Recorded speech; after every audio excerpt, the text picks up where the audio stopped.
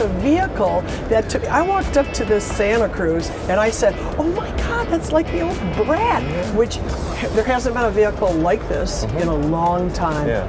What is the Santa Cruz? Well, we started thinking about visiting kind of an old concept, basically, with a new approach, with a new customer that's out there.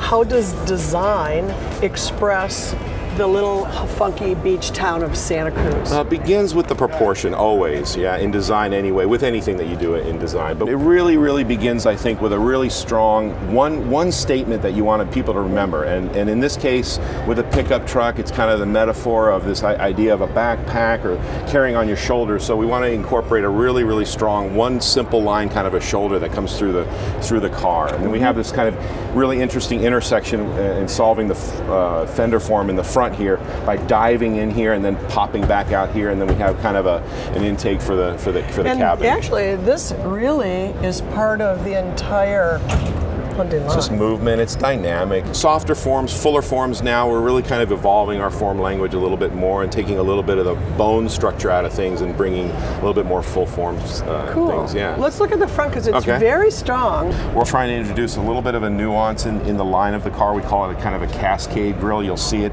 as the two lines on the side of the car they begin to turn back outward at the bottom. And this is kind of introducing a little bit more of our own identity, something that we can really own ourselves and try to migrate away from the crowd a bit and iconify the brand a bit more. Everybody asks me, well, how big is the bed? You know, what's the cubic volume or whatever, and it's a bit shorter for the purposes of the things like parking and maneuverability. But what we do is we've got something inspired from like modern day kitchens where, you know, nobody wants cabinet doors underneath their stove in their kitchen, so we want this really sophisticated drawer. So this thing actually pulls out along the cut line here, and it pulls out to extend for the extended volume.